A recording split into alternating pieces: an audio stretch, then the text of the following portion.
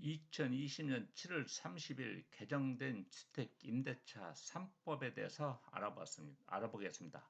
첫 번째, 주택임대 3법의 세 가지 중 첫 번째는 계약갱신 청구권, 두 번째는 전월세 상환제, 세 번째는 전월세 신고제가 있습니다. 국토교통부나 법무부 누리집에 들어가 보시면 자세한 내용을 보실 수가 있습니다.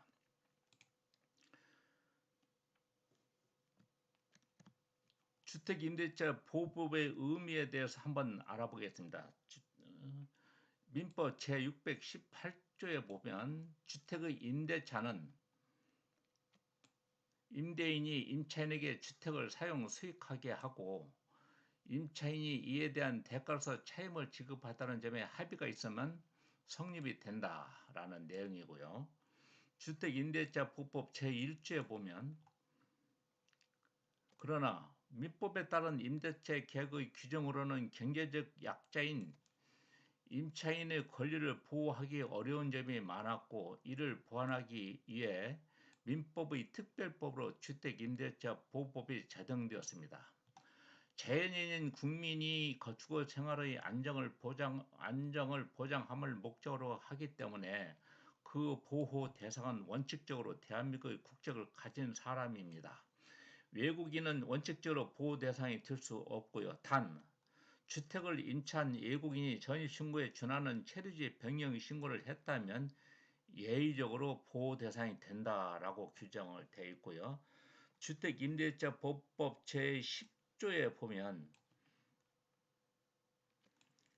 주택임대차는 당사자 간 합의에 의해 성립된 계약임에도 불구하고 주택임대차 보호법을 위반하여 임차인에게 불리한 것은 효력이 없다라고 했습니다. 이거에 대해서 한번 생각해 볼 여지가 있는 내용입니다.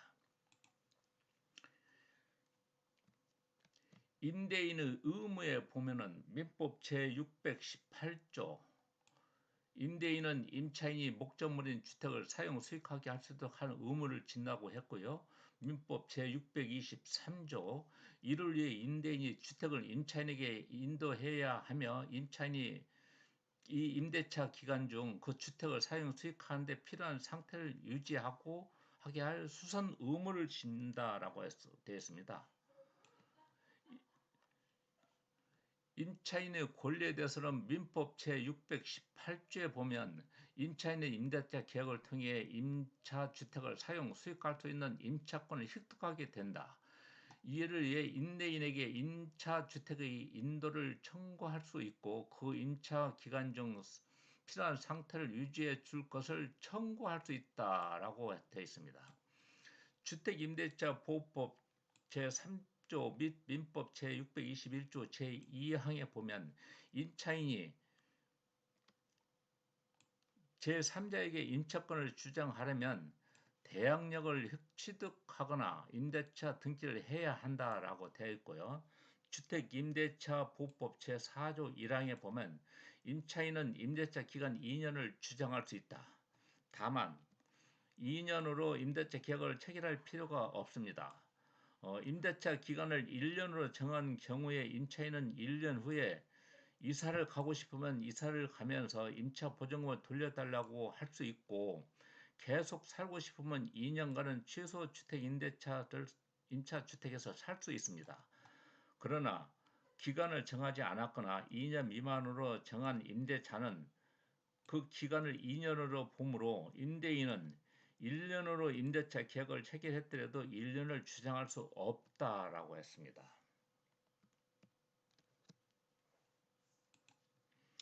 계약갱신 청구권을 한번 보겠습니다. 계약갱신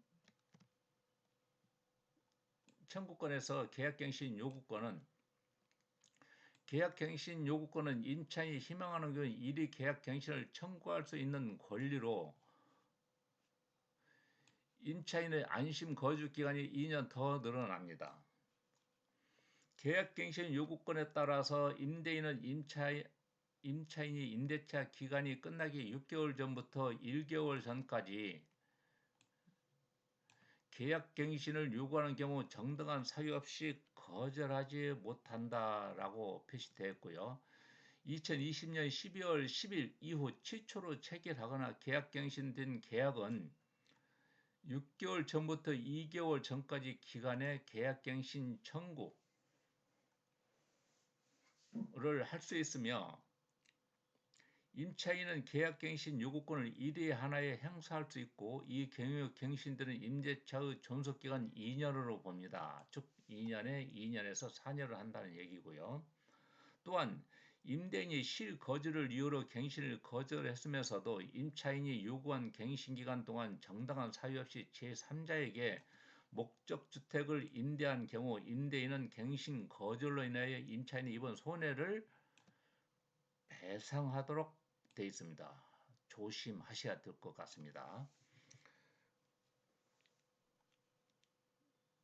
제6조의 3, 즉 계약갱신 요구 등에 대해서 한번 보면은요. 제6조에도 불구하고 임대인은 임차인이 제6조 1항 전단의 기간 이내에 계약갱신을 요구할 경우 정당한 사유 없이 거절하지 못한다. 다만 다음 각호의 어느 하나에 해당하는 경우에는 그러하지 아니한다라고 했습니다. 즉 아래 7가지에 대해서는 계약 갱신을 거절할 수 있다. 내용인데요. 첫 번째, 임차인이 이기의 차임액에 해당하는 금액에 이르도록 차임을 연체한 사실이 있는 경우. 두 번째, 임차인이 거짓이나 그 밖의 부정한 방법으로 임차한 경우. 세 번째, 서로 합의하여 임대인이 임차인에게 상당한 보상을 제공한 경우. 네 번째, 임차인이 임대인의 동의 없이 목적주택의 전부 또는 일부를 전대한 경우.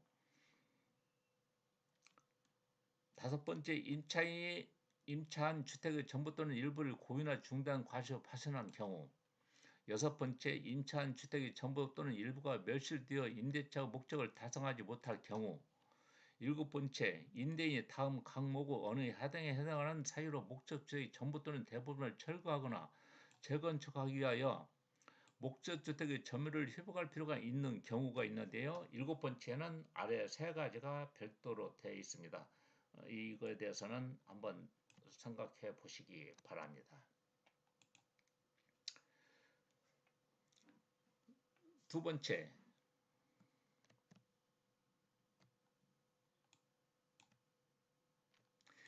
임차인은 제1항에 따른 계약갱신 요구권을 1회 하나에 행사할 수 있다라고 했고요. 이 경우 갱신들이 임대차 존속기간은 2년으로 본다라고 했습니다. 세 번째, 갱신되는 임대차는 전 임대차 동일한 조건으로 다시 계약된 것으로 본다라고 했고요. 다만 차임과 보증금은 제7조 범위에서 증감할 수 있다라고 했습니다. 제7조는 다음에 다시 읽어봐 드릴 거고요.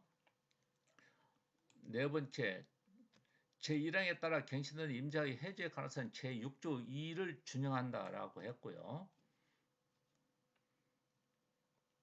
다섯 번째, 임대인이 제1항 제8호의 사유로 갱신을 거절하였음에도 불구하고 갱신 요구가 거절되지 아니하였더라면 갱신되었을 기간이 만료되기 전에 정당한 사유 없이 제3자에게 목적주택을 임대한 경우 임대인은 갱신 거절로 인하여 임차인이 입은 손해를 배상해야 된다라고 했고요.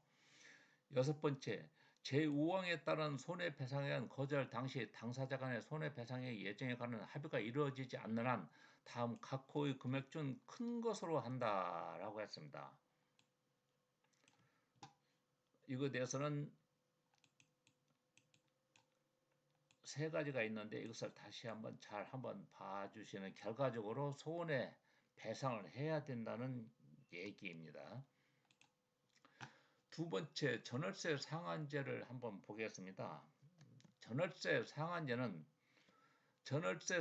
계약갱신 시 임대료 증액 상한을 5% 범위 내에서 제한하여 임차인의 임대료 급등으로 인한 부담을 줄여주었습니다.